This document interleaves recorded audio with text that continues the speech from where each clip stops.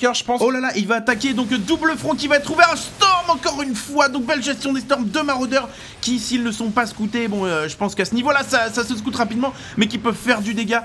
On a donc, oh là là. T'as vu cette esquive? Il a voulu sécher un haut templier, mais à côté de ça, son adversaire Mana qui les a transformés en archons. Il y a toujours, pardon, il y a toujours ces maraudeurs qui sont en train d'infliger des dégâts. Le Storm, la nuke. Mais qu'est-ce qui se passe? La nuke, oh là là, la nuke, dans oh là là, il s'avance vers la nuke. Il s'avance vers la nuke. Mais il a pas vu la nuke qui va tomber, il l'a pas vu. Non mais Storm, alors là, c'est Storm, non, mais... la nuke qui tombe, la nuke qui tombe. C'est incroyable. Alors, du jamais vu. Est-ce que vous avez vu l'anticipation de Nama sur cette action? Il savait que son adversaire allait monter. Il a laissé des maraudeurs se prendre des chips pour que l'armée de Mana reste sur cette zone. Et ça lui a permis de supprimer toute l'armée de son adversaire. Et puis des nukes. On ne voit jamais des nukes en partie pro. Mais surtout que là, c'est vraiment exceptionnel. C'est une nuke dynamique, j'ai envie de dire. C'est pas une nuke statique. C'est-à-dire qu'il a vraiment anticipé les mouvements de son adversaire. Et il l'a amené comme ça vers le piège. Et là, il s'est pris la nuke. donc vraiment GG de Nama. On a donc Mana qui revient, qui est vénère, qui a beaucoup d'argent. Mana qui est en train de tecker sur Colosse, donc il est en train de se diversifier. Il a énormément de minerais. Je pense qu'il devrait lancer 3 ou 4 gateways supplémentaires, en tout cas des bâtiments de production supplémentaires. Et une autre nuke qui est en production, donc Nama n'a pas fini de nous faire loler. Et c'est attention, il y a beaucoup de High Templar. Il faut que Nama. Et oh là là, ah, il y a peut-être oh, IEM.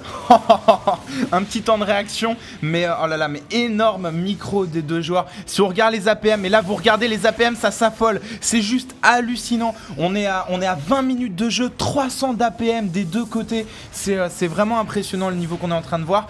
Nama qui vient de scouter la B4 de Mana en bas de la map, donc voilà, il sait qu'il y a danger. Son adversaire a beaucoup de bases, il va falloir qu'il fasse quelque chose. Et oui, et donc une autre nuke qui est en train d'être produite. On a encore les Templiers. Et vous avez vu que au niveau point technique, vous voyez que quand vos Templiers n'ont plus de bouclier, si vous les warpez en Archon, l'Archon regagne directement tous ses 400 points de bouclier. Donc c'est aussi une petite chose à savoir. Ouais, pour les sauver de la mort, il avance un Templier. Oh, Storm, le prophète de la colline qui était là-haut, qui a attendu toute la partie. Oh là là, il s'est fait sniper la gueule en plus à bout portant.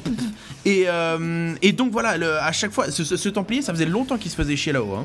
Et il était en train de méditer. Et là, il a eu sa petite fenêtre. Et il en a profité. Et on a les troupes de Nama qui s'avancent vers... Alors là, c'est très bien joué. Là, au niveau du positionnement, vous voyez qu'il peut se mettre entre les deux expands de Mana. Et donc, il va pouvoir s'en séparer de Dune. L'armée de Mana qui est un petit peu en retard. Vous pouvez voir que... Oh, nuke dans le vent. Non, c'est pour les renforts. C'est pour les éventuels renforts. Oh là là, qu'est-ce qu'on va voir? Est-ce qu'on va voir des unités warpées? Est-ce qu'on va voir des... Oh là là, ça va toi. Il l'a annulé. Il n'y avait pas assez d'unités. C'est pas passé loin. Donc les High Templars qui se sont fait sniper. Il y a de l'action de tous les côtés. La B4 qui va tomber. L'armée, une énorme armée de la part de Mana qui est en train d'attaquer la gold de Nama. Et alors cette fois il répare, mais je pense qu'on va avoir beaucoup de dégâts de zone sur les SCV. Et ça c'est un peu avant le prochain patch. On va pas développer, mais c'est un peu le seul moyen de tuer des SCV par pack de 12, c'est de Storm, c'est de faire des dégâts de zone, parce que sinon il faut les cibler un par un. Ouais, sur le prochain patch, les SCV qui généreront autant d'aggro que l'unité ou le bâtiment qui sont en train de réparer, donc ça va un petit peu égaliser la donne. 4 colosses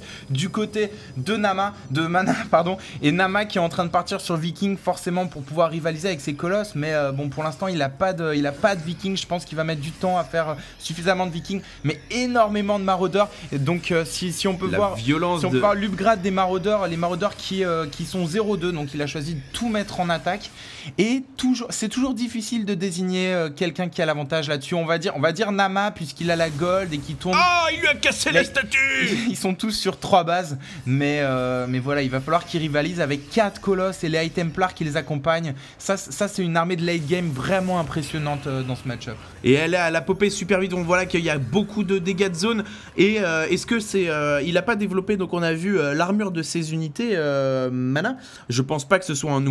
Nama, le Terran. Et je pense pas que ce soit un oubli. Pourquoi est-ce qu'il a choisi de développer les dégâts plutôt que l'armure, tu penses? Parce que en fait, ce match-up, ça se base sur le hit and run, ce qui fait qu'au final, tu n'encaisses pas beaucoup de dégâts, à part les storms, mais je vous rappelle que l'armure ne joue pas sur les storms. Et donc, dans le hit and run, au final, ce qui joue, c'est les storms pour le Protoss et l'attaque pour le Terran. Donc je pense que c'est pour ça qu'il n'a développé que l'attaque 4, 5, 6 ghosts sur 200. Et là je sais pas, 7 ghosts, 8 ghosts, on a 4 ou 5 vikings, les ghosts qui se mettent en cloak. Alors là, regardez, il est en train de séparer ces high templars. Vous avez vu, tous ces high templars ne se sont pas fait sniper. Les ghosts qui sont toujours au milieu, je suis pas sûr qu'il y ait d'observeurs dans le coin. Il dans tous les sens. Attention, par contre, il n'y a pas de storm qui est lancé, il n'y a pas de storm encore. Et il a perdu tous ses high templars. Mais là, c'est magnifique. Du côté de Nama, c'est vraiment magnifique. Bon, il perd sur cette bataille, mais si vous avez vu le positionnement, la micro-gestion. Encore une nuke. Bon, là, il va probablement l'annuler. D'ailleurs, il était sur l'agneau qu'on aurait dit Georges. Et donc voilà. Il aurait pu le laisser la finir pour le fun, quoi. Ouais, j'avoue. Et là, Mana qui a quand même beaucoup perdu dans cet affrontement. Il a plus que les 4 colosses entre guillemets et le marine qui est là, qui gagne son salaire en faisant des allers-retours. En même temps, il faut du boulot pour tout le monde et c'est normal. On a donc voilà, ça continue sur les nukes, sur des gosses qui sont en production et gros avantage pour Mana au niveau Nama, au niveau de Lincoln. Au niveau de Lincoln, ça ne veut plus rien dire ce qu'on dit. Et un drop dans la B, 1, 2, 3, 4. La drop dans la B5. Oh là là, il est attendu, il y a des storms de tous les côtés. Oh, et t'as vu, il a mis 2 maraudeurs devant pour justement choper un storm pendant que le reste de son armée faisait du dégât. Donc vraiment, une très très belle gestion de la part du Terran, des maraudeurs, etc.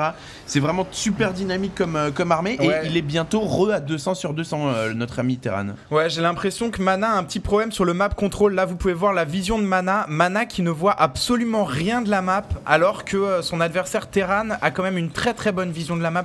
C'est peut-être ce qui va être décisif dans cette partie, le map control, surtout à ce niveau de la partie où chacun a une armée très très conséquente et peut annihiler l'armée de son adversaire en quelques secondes. Donc ça va vraiment se jouer au positionnement et qui sera a priori plus favorable à Nama. Et aux capacités de production, on voit que donc Nama, donc le Terran qui est repassé à 200 sur 200. Le Protoss quant à lui, il est à combien le Protoss ? Monsieur, il est à combien le Protoss? Il est que à 162 de population. Donc là, gros avantage, 40 de peuple en plus pour le Terran, c'est énorme.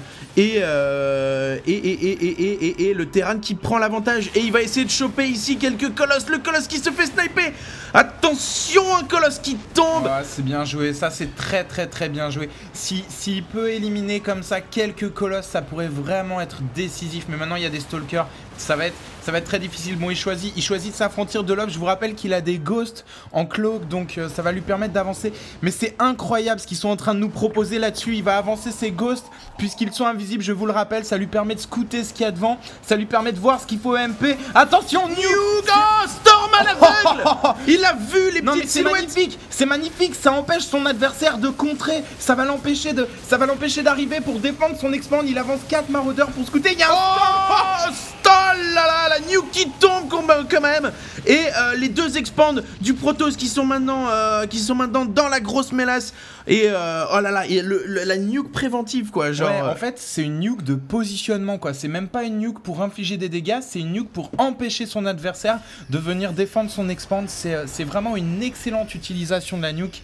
Et vraiment, on est en train de voir un jeu absolument magnifique de la part de ces deux joueurs qui sont probablement dans le top 10 mondial et qui le prouvent dans cette partie et dans cette finale de la DreamHack. Et donc voilà, et on voit que la composition d'armée quand même de Nama et il manque des unités quand même. Enfin, je veux dire, là, il est que au maraudeur, Medivac, Viking. Et alors que son adversaire, il a juste fait presque toutes les unités du jeu. En tout cas en Protoss. Et pourtant, avec les colosses, avec les archons, avec les templiers, il n'arrive pas à venir à bout de cette bioball. Ouais. Notamment grâce à une très belle utilisation des ghosts. Donc on va pas partir sur l'éternel refrain Terranimba, Protosimba. Mais je pense que c'est l'utilisation des ghosts de Nama qui le fait vraiment surpasser son adversaire. Là, tu peux voir que Nama il a beaucoup de ressources. Il est en train d'accumuler les ressources. Il avait 3000 et voilà 2000 de gaz. Son adversaire qui tourne à 1000 et 1000. Donc il y a moins de ressources. Je vous rappelle que les deux adversaires sont à 200 sur 200 là-dessus. Donc je pense que ça va vraiment se jouer aux capacités de production à quelle vitesse ils sont capables de reproduire une armée et est-ce qu'ils ont les ressources nécessaires pour ce faire. Attention, Nama qui passe à l'attaque, il est à 200 contre 200 de pop. Et il y a un mauvais positionnement, attention, il faudrait qu'il attaque sur deux fronts. Les gosses qui sont là, les gosses, oh là là, les gosses qui ont pris. Et Storm encore une fois. Je sais pas si t'as vu le Storm et le MP qui sont arrivés quasiment au même moment. Oh mais c'est incroyable. Et il continue à Storm là-haut. Les Vikings qui sont en train de prendre super cher. Ah ça c'est très mauvais pour Nama. Je sais pas s'il va pouvoir s'affranchir de tous ces colosses. Attention, on va avoir du hit and run là-dessus. Les Storm. IEM encore en plein. Vous voyez qu'il n'y a plus beaucoup de boucliers dans l'armée Protoss. Il est en train d'écarter ses unités. Mais il y a beaucoup de colosses en face. Il y a plus les Vikings qui sont en train de tomber. Storm partout, il s'est tout fait stormer. Il y a plus de Vikings, il y a plus de maraudeurs. C'est là, mais là c'est le GG de Nama Chips. Nama qui abandonne la partie. Une partie magnifique. Alors on peut se demander pourquoi est-ce qu'il a choisi de quitter la partie aussi vite avec autant de ressources. À mon avis, s'il avait anticipé suffisamment, il pouvait avoir derrière 10 baraques, 3 factories, 3 starports pour pouvoir se refaire une armée en un rien de temps. Donc c'est quand même, ça reste difficile de comprendre pourquoi il a abandonné. Peut-être qu'il est fatigué, peut-être qu'il a envie de laisser à son adversaire une chance de revenir dans ce tournoi tout simplement. Quand même.